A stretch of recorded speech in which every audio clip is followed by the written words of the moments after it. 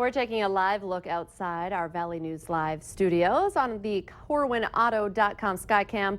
Things looking a little uneasy out there after multiple tornadoes have touched down in the valley. Of course, we're going to be talking live with Christy Larson, who is checking things out in the Gary, Minnesota area. Still cloudy. When we drove into work, we could see some lightning out there. We'll be checking in to see what people can expect and take a look back as well with meteorologist Lisa Green as to the tornadoes that touched down over the weekend. Hey, very good Monday morning, everyone, and thank you so much for waking up with the Valley today. Kyle Bosch here with Lisa Bedeau as we get started with nonstop news and weather all the way up to the top of the hour. And as we mentioned, we're following breaking news for you this Monday morning.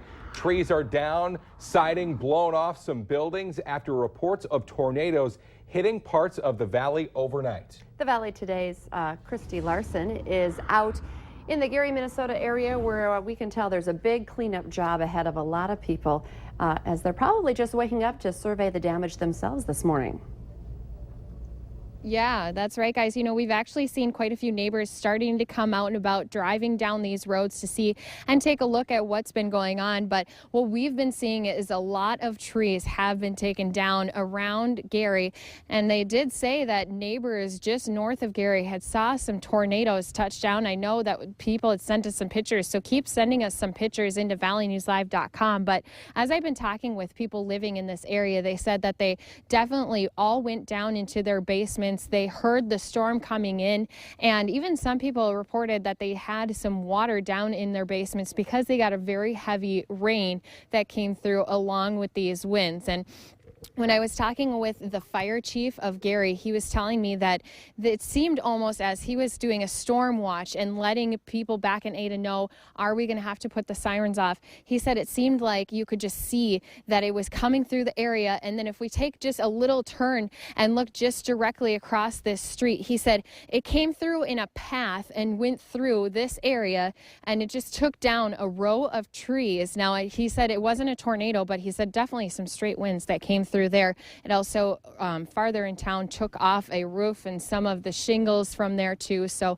a lot of neighbors out and about taking a look around. And it was just back in 1978 that there was a big tornado that came through Gary right here on this road, actually. And I've talked with some people who remember that. They were 7, 9 years old at the time, and even their parents stopped by and said that they still think about it. So they get very nervous when these storms come through. So far, guys, very thankful that we haven't had any reports of injuries. But again, if anyone has some updates, whether it's rain totals, damage, any of that, make sure you're sending it into valleynewslive.com. Yeah, it definitely does look like a lot of damage there with some of those big trees just snapped off. And of course, members from the National Weather Service likely going to be in that area today as they begin to investigate and figure out if it was straight line winds or a tornado or what it was. Christy Larson reporting live on this breaking news from Gary, Minnesota. Thank you. Well, time now to get a check of our weather this morning. Weather and traffic on the ones. We start with meteorologist Lisa Green, and we have been getting some amazing photos in from some of our viewers this weekend, Lisa. Yeah, Saturday we had a couple of tornadoes touch down, and we got some incredible photos Saturday. And then yesterday, 6 o'clock and beyond, we saw those storms form, and more of those came rolling in. A lot of people out and about getting the opportunity to snap some of these pictures. Probably didn't even mean to be following a storm, but here's a look at one of them. We're looking at a rope tornado that touched down around the Beltrami area and 4 miles north of Beltrami on this photo along Highway 9. Ryan took this photo, and you can see where it touched down between the area of trees there. So that one was earlier in the evening. It's all the same storm. It just kept producing tornadoes throughout the evening hours. And this is after nightfall. You could see the lightning backlighting this area where you see this one area here where the dark cloud it seems to reach the ground. Can't say for sure because it was so late at night that this happened and it was so dark, but it does look like this is where that tornado touched down. This is near Gary. This photo was taken from the Ada area. April submitted this to us yesterday as well. So looking like several photos coming in from those tornadoes last night. We had storms overnight continue. Those have moved on. We're still seeing the lightning associated with that. Up to the north, there are some scattered areas of rain and thunder, a couple of lightning bolts popping up, and also an area where we do have a flash flood warning in that same area where we got hit by that stormy activity. A lot of rain fell because that storm just sat there and continued to rain.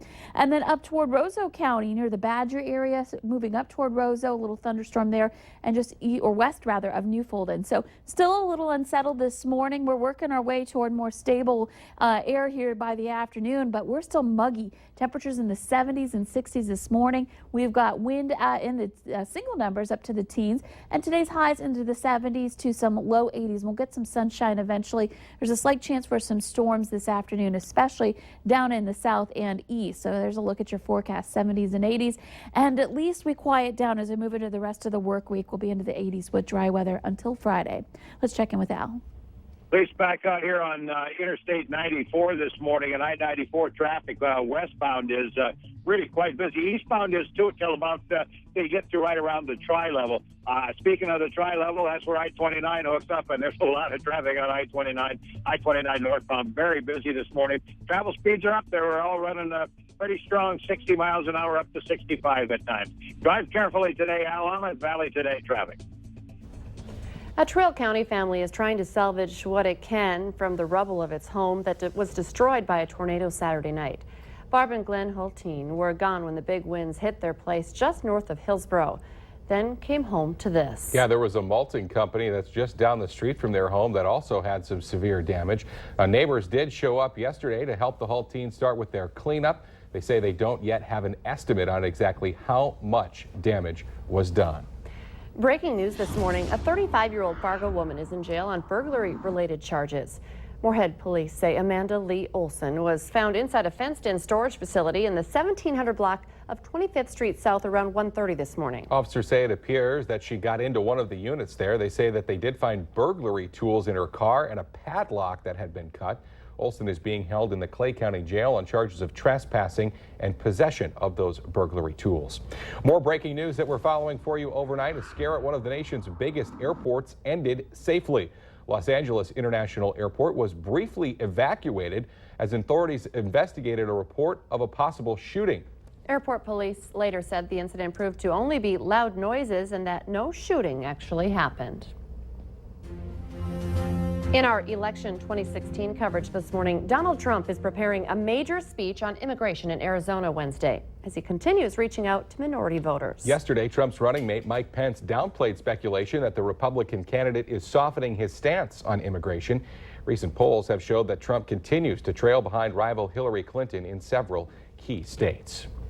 The North Dakota Highway Patrol is looking into a crash that claimed the life of a woman from Langdon.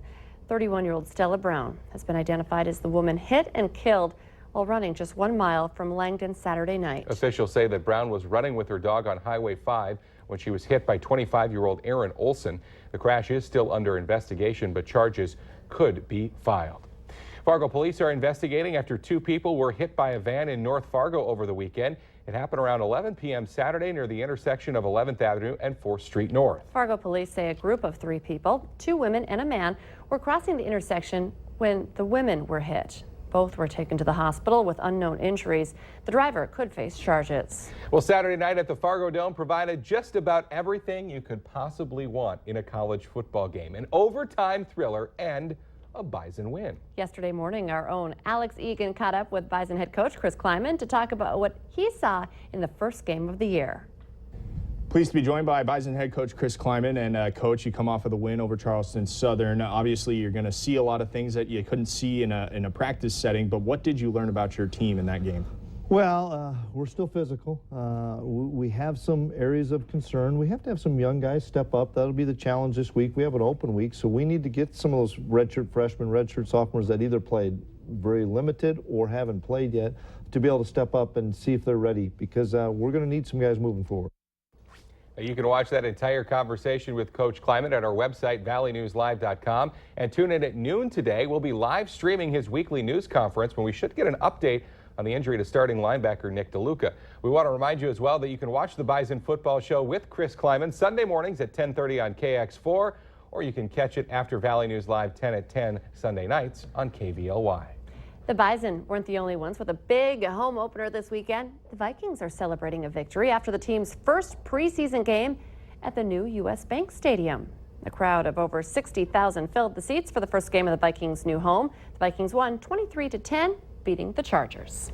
Let's get our answer now to our question of the morning on Facebook. With the kids back in school, 20% of parents say they're going to start doing this. The answer: start shopping for Christmas. Back to school shopping's done. Christmas Now, shopping can start. move on to another one. You can take part in our question of the morning at our Valley News Live Facebook page. Also a great place to keep on top of the weather throughout the day. Yes, we're keeping our eye on a couple of storms that are still hanging around the valley. Let you know what to expect throughout the morning. Thanks for waking up with the Valley today. Of course, we'll have more local news and weather for you right here in just 25 minutes. Have a great Monday, everybody. We will see you tomorrow morning.